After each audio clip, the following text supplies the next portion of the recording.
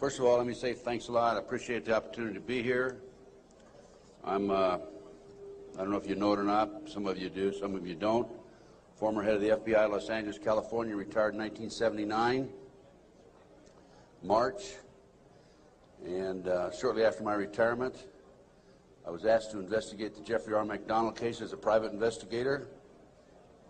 He's a former Green Beret doctor who was convicted of murdering his wife and 2 children in Fort Bragg, North Carolina, February 17, 1970. It's a long story. I put in about 2,000 hours on the case. When the case first began, my investigation first began, I told Dr. McDonald that I would investigate the matter for him. He had just been convicted and was sentenced to 3 consecutive life sentences. I think I'm going to sneeze. I didn't make it. Okay. 3 consecutive life sentences. I told him if I found out that he was guilty, I would no longer be on the case. I would drop my investigation. Much to my surprise, from the evidence that I read, information that I developed over a period of several years, I've established beyond any question of a doubt that this man is absolutely innocent. And on October 25, 1980, I obtained a signed confession from Helena Stokely, the girl in the floppy hat, if you know the case. By the way, there was a best-selling book, Fatal Vision, and a movie out on this.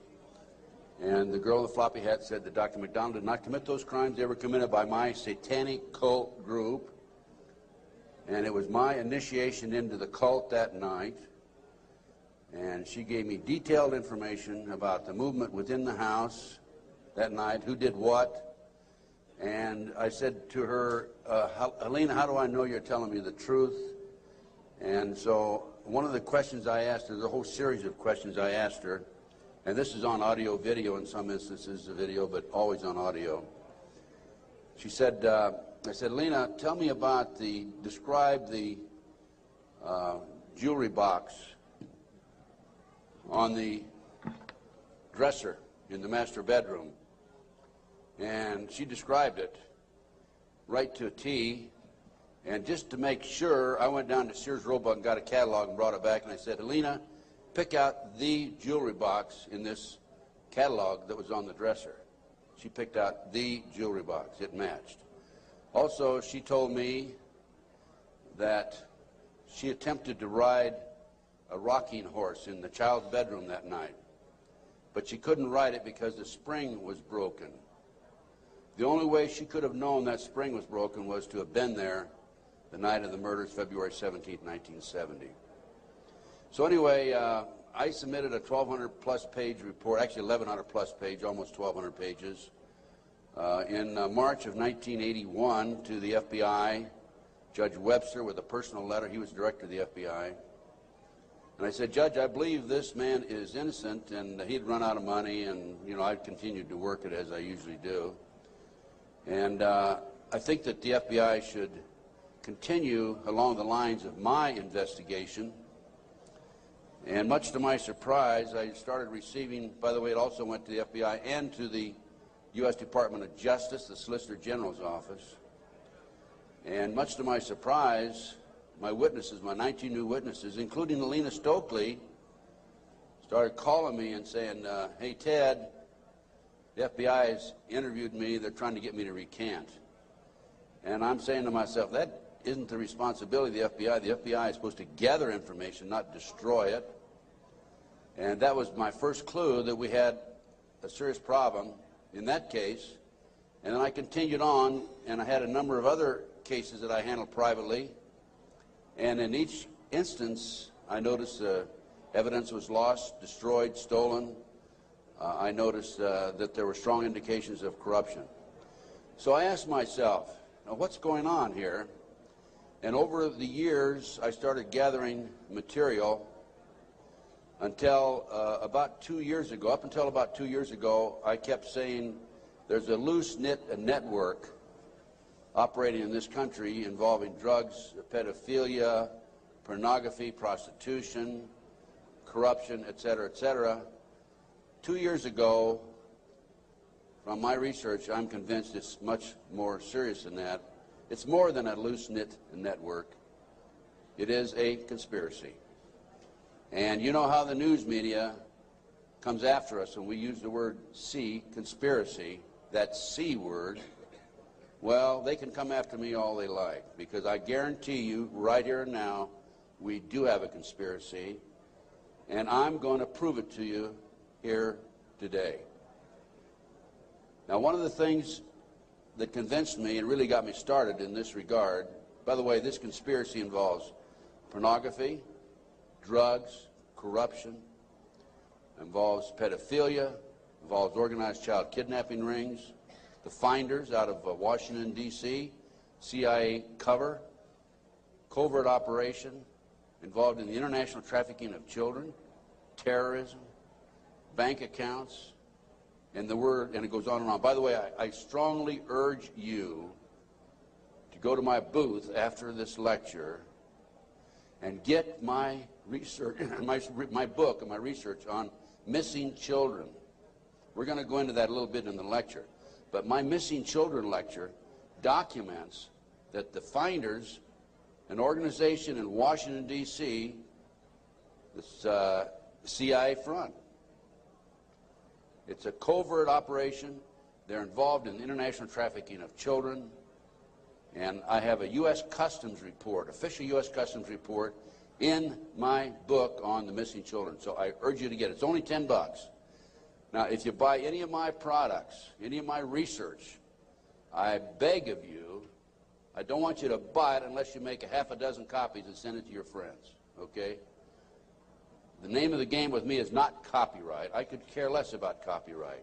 The name of the game is education, education, education. We need to know what's going on in this country today. So any of my research that you buy, please make copies and get them out to your friends. That's what it's all about. After one of my lectures, here's about 2 years ago, this is why I changed my mind from and using the word Hallucinate Network to conspiracy. After one of my lectures, a gentleman came up and gave me a book. He said, Ted, in fact, that lecture was specifically on the McDonald case. Ted, here's what it's all about. Take this book and read it. And this is the book, folks. It's called Pawns in the Game. Now, if you don't know this book, you don't know of it, I urge you to buy it. I've been trying to buy it, but I noticed that one of the vendors out here has it. And please, go get the copy of this book. I forget which vendor has it. Go get this book when it's over and order some more copies. I'm going to order some myself and start selling them in my flyer. Anyway, it's called Pawns in the Game, and it's by William Guy Carr. William Guy Carr had the same problem I did. He wanted to know what's going on in America and around the world. He was a Canadian, however. And as a result of his research, he wrote this book. So we have the Illuminati. Now, the Illuminati was established in 1776 by a fellow named Adam Weishaupt. In 1773, he was commissioned by one of the Rothschilds, House of Rothschild, to put together an organization called the Illuminati. And he culminated his work in May the 1st, 1776. If you'll notice, that's a communist holiday. And we're going to have to move along pretty fast. This is actually a 4-hour lecture I'm going to give you today.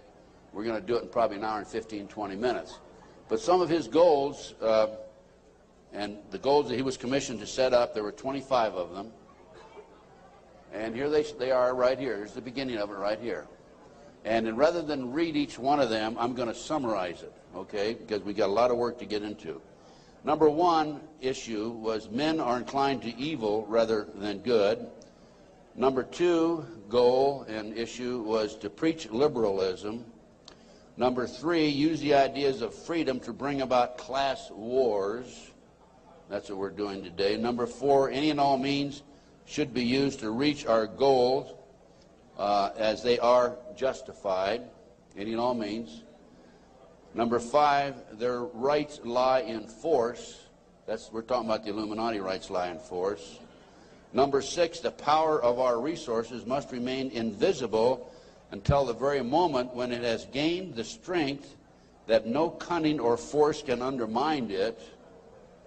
And if you will notice, it's been a very very few people know about the Illuminati, so they have maintained their invisibility until most recently. Number 7, advocated mob psychology to obtain control of the masses.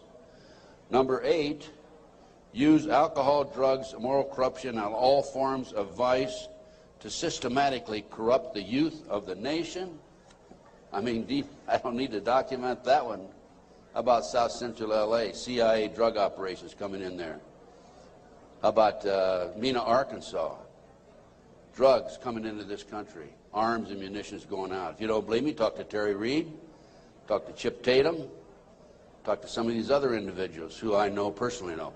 During the recent, last fall actually, drug hearings by Mr. Arlen Specter, Senator Arlen Specter, one of the big phonies of Washington, D.C., the magic bullet theorist, I watched those hearings, and I couldn't believe the mamby-pamby, weak witnesses he brought forward, people that really had no direct knowledge of the drug operation. And that hearing was about bringing drugs into South Central LA by the CIA.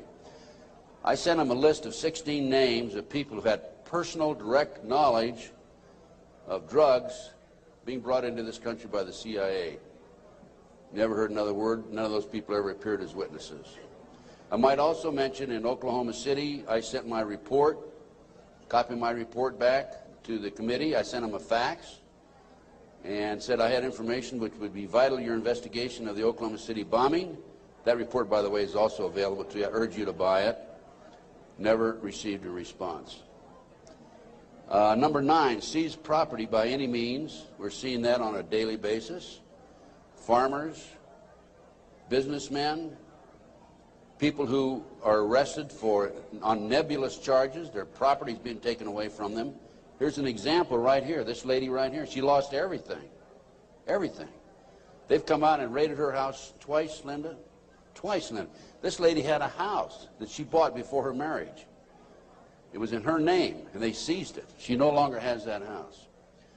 Number 10, deal with the use of slogans such as equity, liberty, fraternity into the mouths of the masses in psychological warfare. Boy, if that isn't Bill Clinton, I never saw it, never heard it before. That man is unbelievable. As former Congressman Dennemeyer describes him, he's a draft-dodging, womanizing, pathological liar, and he certainly fits into item number 10. Number 11, dealt with war, number 11 theory and goal. In 1773, Adam Weishaupt set down policies that were publicly announced in 1939, folks. 1773, publicly announced 1939 by Britain and the United States. And the war should be directed so that the nations on both sides are placed further in debt and peace conferences conducted so neither combatants obtain territorial rights. Yalta. Perfect example. Stalin, Roosevelt, Winston Churchill after World War II. Number 12, told those present that they must use their wealth to have candidates chosen to public office who would be obedient to their demands and would be used as pawns in the game by the men behind the scenes. The advisors will have been bred, reared, and trained from childhood to rule the affairs of the world. We have that today without any question, the men behind the scenes. Number 13, control the press. If you heard my lecture yesterday on Oklahoma City, I documented that the mainstream media is being controlled by the big power people, by the phony politicians, by the bureaucrats, without any question about it. Information in the media, I have an itchy nose today. Maybe I'm going to kiss a fool or something, okay? We have a documentation of that, and I have that in some of my lecture material out here and also my books. Number 14, their agent tours will come forward after fomenting traumatic situations and appear to be the saviors of the masses when they are actually interested in just the opposite, the killing of the masses. The riots in Watts, the riots in South Central LA, folks. Number 15, create industrial depression and financial panic, unemployment, hunger, shortage of food, use this to control the masses or the mobs and use the mobs to wipe out all those who dare to stand in the way. Well, I'll tell you right now, every expert I've talked to is talking about food shortage. And it's coming, I'm convinced. And we also know about the market crashing here in October. I had a market specialist on my radio talk show, and if you don't listen to my show, I urge you to, because it's a real good, solid education for you. Just this week, George Green, he was also on my show on October the 6th. George told us on October 6th there would be a crash of the market in October. It came. Now he told us this week there will be another crash and it will drop, he thinks, 2,000 points. So we'll see what happens. I hope it isn't true.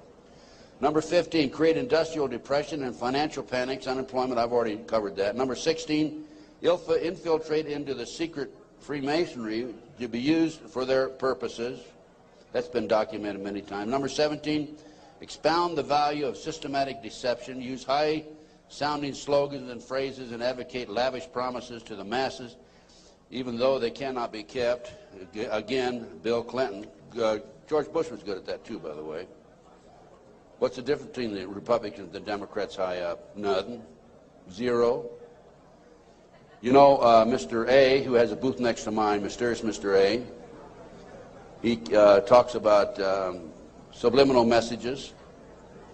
If you look at the logo of the Republican Party, you know the elephant with the 3 stars across the top? Well, if you look at it today compared to 2 years ago, the stars have been inverted. The point used to be at the top 2 years ago. Now, the point's at the bottom. Satanic, folks. I can't say for sure, but that's a subliminal message. Inverted stars. Number 18, detailed plans for resolution. Discuss the art of street fighting, which is necessary to bring the population to a speedy subjection. Number 19, use their agent tours as advisors behind the scenes after wars through secret diplomacy to gain control. Number 20, establish huge monopolies toward world government control. We're seeing that today, the huge monopolies. Number 21, use high taxes and unfair competition to bring about economic ruin by controlling raw materials, organize agitation among the workers, and subsidizing competitors. GATT, NAFTA. Number 22, build up armaments with police and soldiers sufficient to protect our interests. A few years ago, we had 11 federal agencies that were authorized to carry sidearms, firearms. Now we have 39. Number 23, members and leaders of the one world government would be appointed by the director. Okay, Presidential Directive 25 allows the president, by the way, this is classified, secret, not available to the general public, allows and orders that the President of the United States, in the event of a conflict or a crisis in this country, transfers the power, his powers, over to the Secretary General of the United Nations. Number 24, infiltrate into all classes and levels of society, of government, for the purpose of fooling, bemusing, and corrupting the youth members of society by teaching them theories and principles that we know to be false. This is the outcome-based education program being shoved down our throats by the United Nations. Number 25, national and international laws should be used to destroy civilization. There's talk about the world population being decreased to 500 million, the United States population being decreased to 20 million. And we look at the war that we had in the Gulf War syndrome. Look at the people that died there. There were 700,000 troops, American troops there. 4/5 of them today cannot even do a push-up because they're so ill and so sick. They've been washed out of the service. We have a new army, basically. And the story goes on and on. Okay. What are we talking about here? There's a considerable overlap in the United States from the various groups, organizations, individuals, whatever you want to call it. But one of the driving forces behind this movement, the Illuminati, is the satanic cult movement in this country today. Now when Alina gave me that signed statement, I said, what in the world is this all about? I don't know anything about Satanism. I'd heard the word, and that's about it. From the Bible, of course. So I began my little journey forward. And one of the matters that I developed information about was an individual I learned about was Aleister Crowley. He likes to have his name pronounced Crowley to rhyme with holy. And the Satanists today, and for the number of years in the past, have basically used his philosophy and his writings as a guide. And so let's talk about some of his writings and teachings. And here we have Of the Bloody Sacrifice.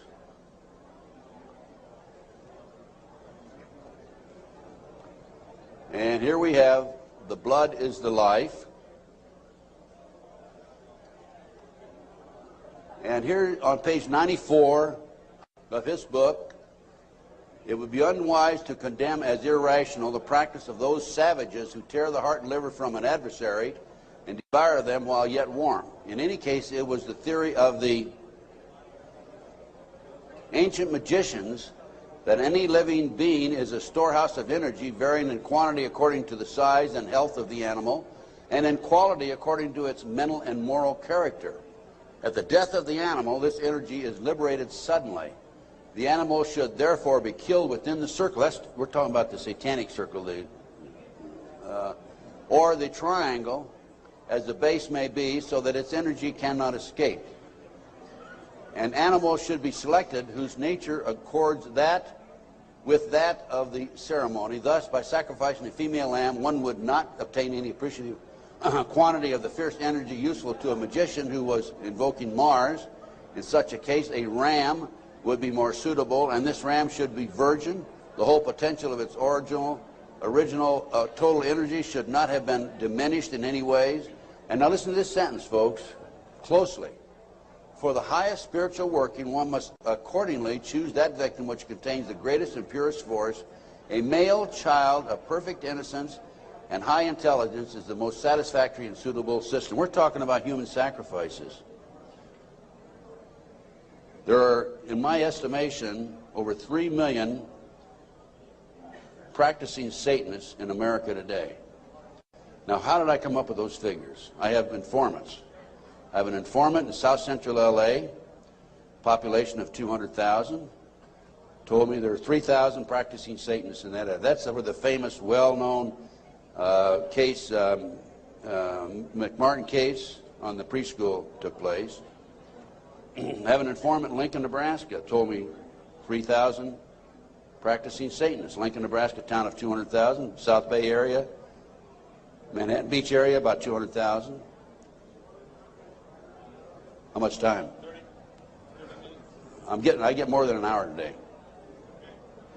So just crank up your cameras. Huh? I'm going to take an hour and a half. Okay? I'm going to take every minute I can give to you folks, because you need to soak this into your brain. Iowa City, Iowa, town of 150,000. 100,000, 1,500 informants. That averages out about 1.5% of the population. Anyway, this is, we're talking about human sacrifice. About 50 to 60,000 individuals are sacrificed every year. There are 8 basic satanic holidays. There are other holidays for the various covens, but there are 8 basic ones that they all honor. Now, one of the practices, this is another book of Aleister Crowley. One of the theories, we talked about human sacrifice, okay, there it is, right in their book. I mean, I didn't invent that. That's there. Another aspect of their religion, if you want to call it religion, by the way, the federal government does recognize the satanic movement as a religion, yet in Linda's case, the word Satanism was brought up by her husband's defense attorney.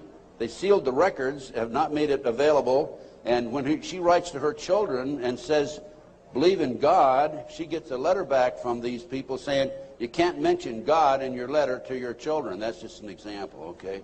Okay, we're talking here about the 666. That's the beast. That's Aleister Crowley himself. Moreover, the beast 666 advises that all children shall be accustomed from infancy to witness every type of sexual act, as also the process of birth, lest falsehood fog and mystery stupefy their minds, whose error else might thwart and misdirect the growth of their subconscious system of self-symbolism. What we're talking about there is children from birth being exposed to sex.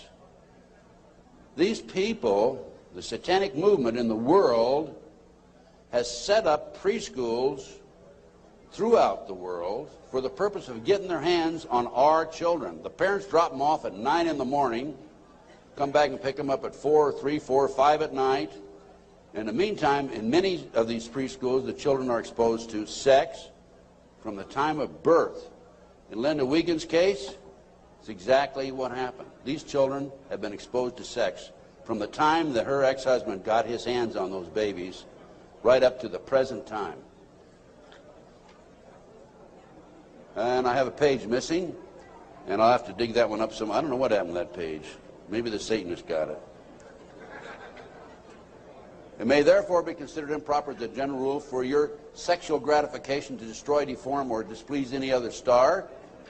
Mutual consent to the act is the condition thereof. It must, of course, be understood that such consent, and we're talking about sex now, is not always explicit. There are cases where seduction or rape may be emancipation or initiation to another. Such acts can only be judged by the result. What they're saying is it's all right to rape somebody. I mean, if they don't consent, it's all right to rape them because it's for the cause.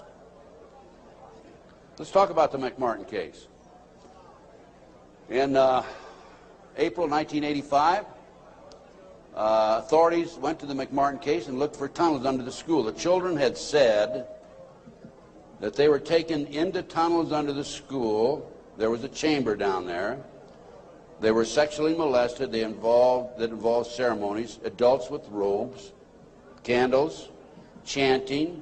Adults had no clothes on under their robes. And they were taken up into a tunnel and a triplex, a bathroom trap door of the triplex next door. They were taken out in automobiles. We're talking about 2, 3, 4-year-old children, folks, and prostituted in the community. The authorities received this complaint in 1983. They began their investigation. The authorities finally, in 1985, went out and decided to look for the tunnels because they said the children were hallucinating. The children also said that they were taken by air up into a mountainous area where they were exposed to satanic ceremonies based on what they described, and brought back in time for the parents to pick up the kids. So the authorities didn't find anything. Well, I'll tell you what, in the spring of 1993, I heard that the property of the McMartin School had been sold from the McMartin family to the defense attorney, actually given to him. He didn't make enough off the county. His bill was only $3 million. And from there, he said he was broke and he sold it to a contractor. The contractor was going to build an office building on the space. And I heard that the contractor had this property, and so I went out and contacted him. And I said, dear sir, I would like to have access to that property. He said, I'll give you 2 weeks. I signed a contract, assumed liability, and along with some of the parents, we hired an archaeologist from UCLA, Dr. Gary Stickle, knowing full well that I'm not qualified to say there's tunnels under there, even if I found them. And we began our dig. At the end of 2 weeks, I had to stall, because Dr. Stickle was not quite ready to admit there were tunnels. It took us 34 days. At noon, the 34th day, with the bulldozers, with their motors running, ready to knock the building down, he was going to knock the building down and then build this office building. Dr. Stickle said, you know, I can say without any question right now, there have been tunnels under the school, they were filled in. Now, I'm going to show you the documentation on the tunnels. This is it. No, keep it there. Keep that there.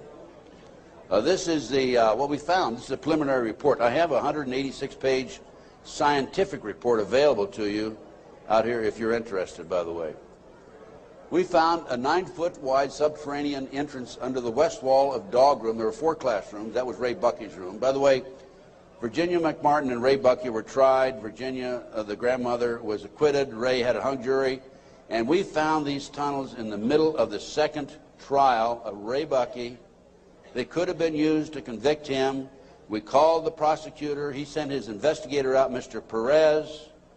Mr. Perez told me, I don't want you entering in my conversation with the archaeologist. I said, why? He says, you're too argumentative.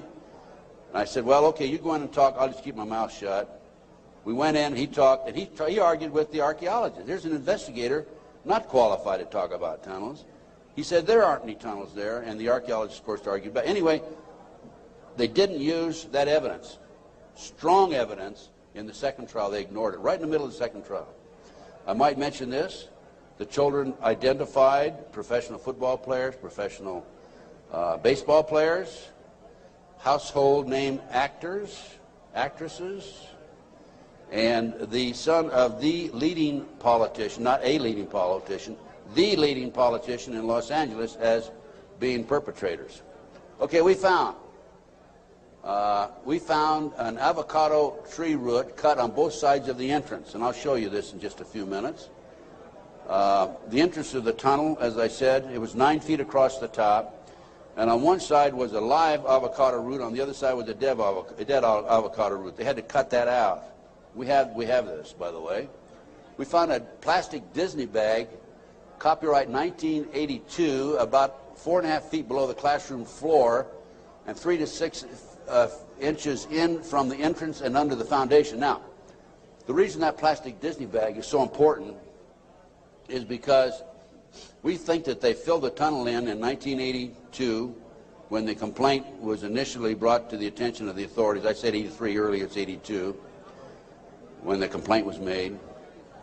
And when they filled it in, the plastic Disney bag somehow or other flew in there as they were filling it in and nobody noticed it. Now, who says there is no God, right?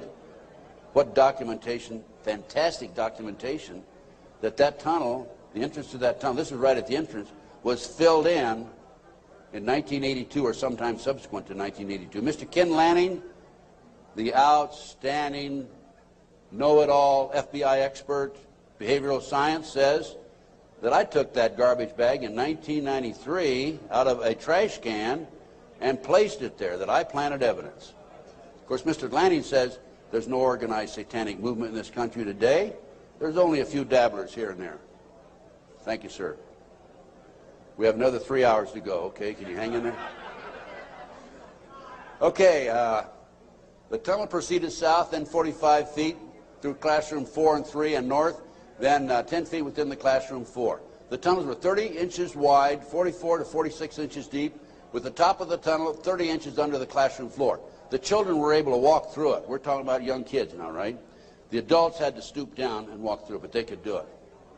The tunnels were built in kind of a triangular, or I should say a semicircle type, so that they had natural support, I guess. These people know everything. They are brilliant.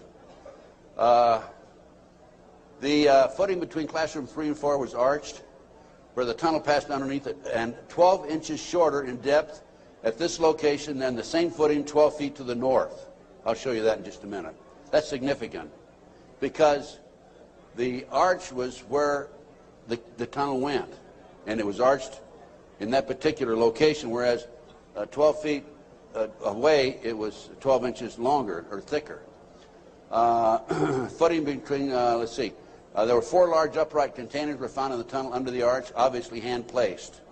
A 9-foot wide chamber was found along the tunnel across classroom 4. The top of the chamber and the top of sections of the tunnel had layers of plywood covered with tar paper, which had apparently been supported by cinder blocks and 2x2 and 2x4 wooden posts found underneath. Tunnel features made it evident that the tunnels had been hand-dug. The 7-foot tunnel extended into the triplex next door. Tunnel extended from the bathrooms off the office and classroom 1 to the front yard of the triplex next door. Front yard concealed from the street by a 3-car garage. Children described the entrance and exiting tunnels in the triplex yard exactly where the tunnels and exit were found. a 39 by 41 inch area under a hole cut in this neighbor's bathroom floor had been excavated and subsequently tilled. Now, that was where the kids told us ahead of time that they were taking it up in the trapdoor in this bathroom. And there was a crawl space in the house about like this, and we got one of our skinny archaeologists to go in there, take pictures. The bathtub protruded underneath the floor of the bathroom. There was a bathroom in the back of the same building in another apartment. It did not protrude there. This was the space we're talking about, 39 by 41 inches. Just enough room for a kid to come up and be taken out. Other significant facts: small white plastic plate with 3 pentagrams, hand-drawn on the top of the light green paint, was found by the archaeologists. Pentagrams were hand-drawn by an adult and not part of the manufacturer's design. Many other artifacts were found whose analysis will be released upon completion of the test. The analysis has been released. That's the scientific report I told you about.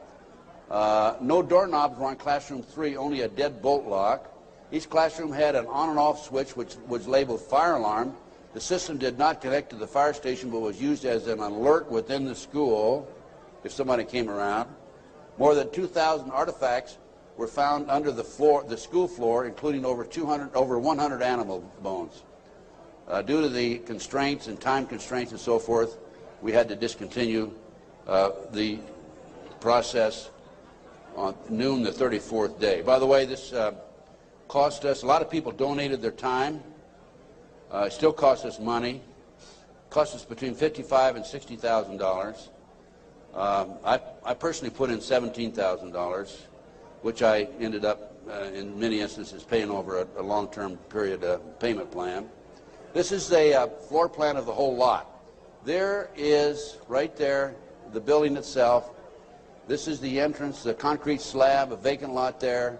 This is a yard. And here's the avocado tree we're talking about. And here's the entrance right there. Now here is the tunnel. It came in here, extended here, and here's the chamber across here. We think, but didn't have time to explore this. The tunnel went up here. Now we definitely were able to come up with it here, right here, and it came into the bathroom over here. Okay. There's the entrance. It's 9 feet across here. I'll show you a diagram in a few minutes. There's the avocado tree. Those roots are live. Over here, we had a dead avocado root. Okay, next. There's a plate that was found in the play yard, buried about 6 inches under the sand, with the pentagram on it. That's right.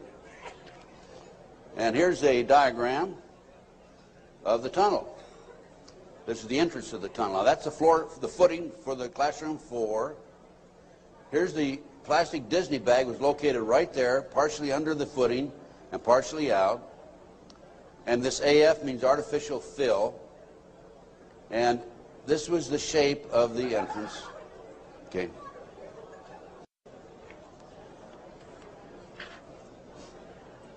Here's your diagram. These are your drawings. Artificial fill. Here's the avocado root there. Here's the dead root over there. Distance 120 or 21 inches below and 14 inches below the footing. There's the avocado root there, live avocado root. And these are all diagrams by the archaeologists. Good documentation. There are the roots themselves. That shows you the size, 2 centimeters. Next. There's the plastic Disney bag. Turn it over. There's the plastic Disney bag. Disney, classroom 82, 83. Sandwich bag. It was a sandwich bag. This shows the arch of the tunnel. Now, the school was built in 1966. Which means the foundation was laid then. And here's your arch. And this is from classroom 4 here into classroom 3 over here. And it was 12 inches higher over to the left. Go ahead. There's yours truly looking up. This was in classroom 4, as I recall. And this is where the tunnel extended, right along here. Now, the reason the tunnel's been filled in, you have to understand that. And the reason the archaeologists could say that they were filled in is because the texture of the dirt that had been filled in was different than the natural texture. Okay. Just turn it off for a minute. In addition to the tunnels, I developed information that an abandoned satanic site was in Crestline, California. Crestline, California is in the mountains. The kids said, remember a few minutes ago, they were flown by jet, or flown, they didn't say jet, into the mountains. There's an airport 10 minutes from the McMartin preschool. It's Hawthorne Airport. There's a landing strip in Crestline. I heard about this abandoned satanic site, and I went up to the site, took pictures. And this is what and by the way, before I go on with this, I called the prosecutor in the McMartin case. And I told her, hey, I think I know where the children were taken. If they weren't, it's certainly worth looking at. And I will be glad to make this information available to you. And if you want to have the children go up and look at this abandoned satanic site, we can. She said, we're not interested. They weren't interested in hardcore evidence, the tunnel. They weren't interested in this abandoned satanic site. Go ahead. This is what we found. 666, one of the satanic signs. That's a stone on the site. The house was had been up here. The day after the McMartin case broke in the news, the house burned to the ground. And it was here. The street's on the other side of the hill. You cannot see the site, this area down in here, from the street. You have to go in, would have to go in through the house and come down. And this, you can see it's quite elaborate. There's my associate, Judy Hansen, who works with me in L.A. And next. This is looking at the opposite direction of the picture we just took. And you can see there's San Bernardino down in there. And you can see that on the side of a mountain like that, nobody's going to find it unless you fly over with a helicopter. That's probably an altar, flattened stone. Also an altar, another altar that had been broken. This is, of course, you recognize the star. Now, this is a satanic symbol. Put the next one up. Hold the first one. There it is right there. Put the first one back on. Now overlay them. Turn it around that way. Okay, any question about that, folks? No. And let's read what that says. Asmodee, a strong and powerful king, appears with 3 heads, the first like a bull, the second like a man, the third like a ram. He has a serpent's tail, the webbed feet of a goose, and he vomits fire. He rides the infernal dragon, carries lance and pennon, and is the chief of the power of Amaman. He must be invoked bareheaded, or otherwise he will deceive. He gives the ring of virtues, teaches arithmetic, geometry, and other handicrafts, answers all questions, makes men invisible, indicates the place of concealed treasures, and guards them if within the domain of the Amaman. Oh, what do we got here? Another satanic symbol. You think that wasn't a satanic site? Overlay it. Okay. Is that it? The other way around, isn't it? Yeah. Flip it around. Okay, there you go. Okay, now let's read what that sign means. That is the seal of Amsmascale. I guess that. No, that's the wrong one. That's the one before. Belial, a mighty king created next after Lucifer, appears in the form of a beautiful angel seated in a chariot of fire and speaking with a pleasant voice. He fell first amongst the superior angels who went before Michael and other heavenly angels. He distributes preferences of senatorships, causes favors of friends and foes, and gives excellent families. Familiar? He must have offering and sacrifices made to him. Next. And there's another satanic sign. I couldn't make that one out, so I couldn't match it with anything, obviously. Here's some ovens.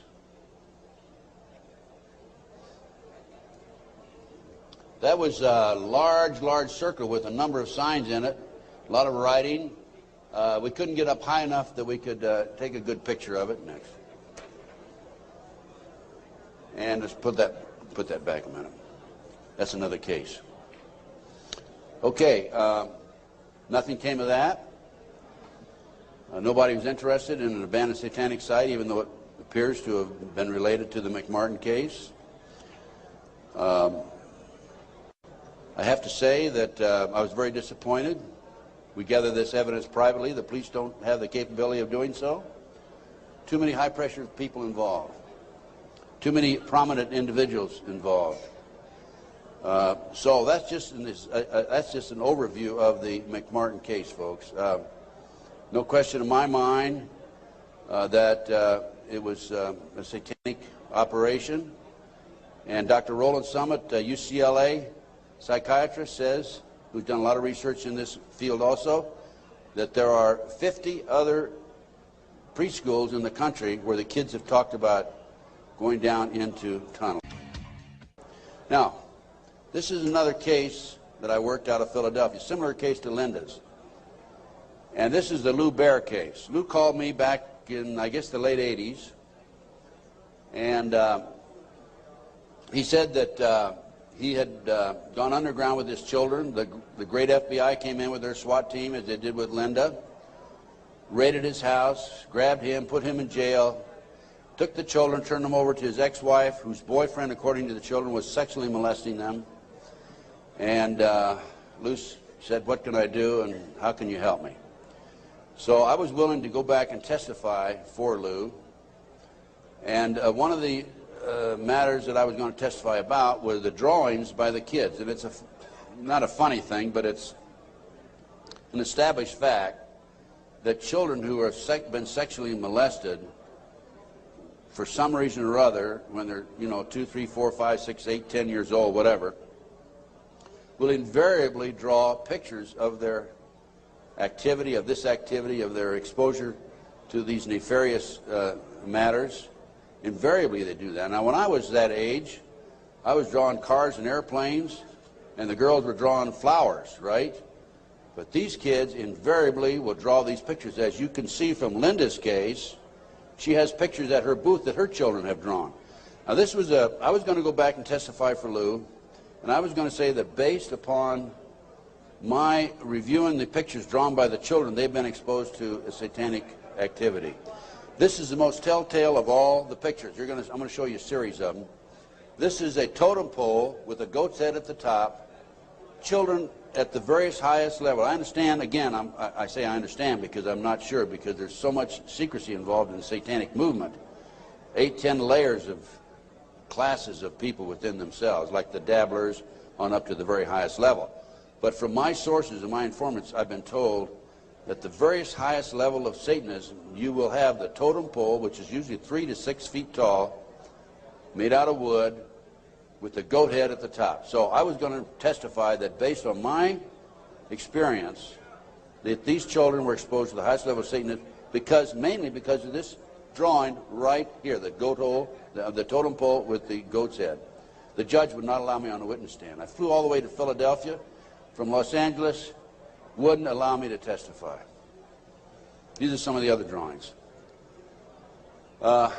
This is a body on a slab, undoubtedly an altar where they sacrificing blood, the genitals. And let me mention this also. Children who have never been sexually molested in a recent study, not a recent study, a study back about 7 or 8 years ago, children who have never been sexually molested do not draw the genitals. Children who have been sexually molested, a high percentage of them draw the genitals, and so children who have been ritualistically sexually molested, higher percentage will draw the genitals. Little Matt Bear drew a picture of people, a fire, a baby being thrown in the fire, human sacrifice, obviously. An altar, bone, liver, blood, kitty. And another ritual ceremony. Here's trees, people, fire. And another, people have no cloth on, he says. Table, knife, devil. Okay, that's the Lou Bear case. Now, I think we're going to we got just a few more minutes, and I want Linda to take the podium, talk about her case. But I'm going to run through these next slides real fast, Linda. 100,000 children disappear every year per Reader's Digest, July 1982. Next. This is the official U.S. Customs report that establishes the great CIA, under the name Finders, a covert operation, is involved in the international trafficking of children. It's about 9 or 10 pages long. We'll just flip through the pages. If you want to take a look at this report, go to my table and take a look at it. And if you want, please buy it. It's $10. Make copies. Get it out to your friends. Okay, keep going. Just do it real quick. Keep going. Go to the last page. Just flip them and then just go to the last page. That's how long it is. Keep going. And some more. That's it. Okay. The way this case came about is a group of children were seen in a park in Tallahassee, Florida in 1987. The police were called. The men were well dressed. They had a van. Police came out, talked to the kids. The kids said that they were en route to Mexico to a smart school. And the police traced that van back up to the Finders in Washington, D.C. They raided, the Metropolitan Police Department raided the Finders headquarters and also a warehouse. And they found all this paraphernalia. They found information about international trafficking of kids all over the world. The Finder, based on my research subsequent to that, again, CIA covert operation. The customs agent was called into it because of the possibility of pornography, and I guarantee that there was pornography involved. Guarantee, okay? Now, this report, this was his report. Again, this is available, Missing Children, $10 at my booth. This report is the final interview by the customs agent when he attempted to go over and get more information than he'd already developed. Okay, let's just go over this. Leave it there, leave it there. Yeah, leave it there. Okay. April 2, I arrived at the Metropolitan Police Department at approximately 9 a.m. Detective Bradley was not available. He was the detective who was supposed to help him. I spoke to a third party who was willing to discuss the case with me on a strictly off-the-record basis. I was advised that all the passport data had been turned over to the State Department for their investigation. They found passports in the van. The State Department, in turn, advised the Metropolitan Police that all travel and use of the passports by the holders of the passports was within the law and no action would be taken. This included travel to Moscow, North Korea, and North Vietnam during the late 50s and mid-70s. Folks, it was illegal to travel there to those countries during that period. The individual further advised me of circumstances which indicated that the investigation into the activity of the Finders had become a CIA internal matter. The Metropolitan Police report had been classified secret and was not available for review. I was advised that the FBI had withdrawn from the investigation several weeks prior, and that the FBI Foreign Counterintelligence Division, that's FBI headquarters, by the way, had directed the Metropolitan Police Department not to advise the FBI Washington field office, that's the field office, of anything that had transpired. No further information will be available. No further action will be taken. No action will be taken. The case was closed, and here we have a CIA internal matter. The Finders group, the Finders case organization, was founded by a CIA agent back in the early 60s, and here we are, 1987, still operating. I have the man's name. I have all the information on it. A real quick overview: CIA experiments with mind control on children, MK Ultra. This is an outstanding article. It's available in that same report. Just flip the pages. Keep going. Okay, folks, I'm going to turn the podium over to Linda Wiegand. We have about another 15-20 minutes, I believe. And Linda's going to talk about her case. This is one of the most classic examples of corruption I have ever seen. And believe me, you can tell from my lecture that I've seen some pretty awful examples of corruption. Go on, Commander.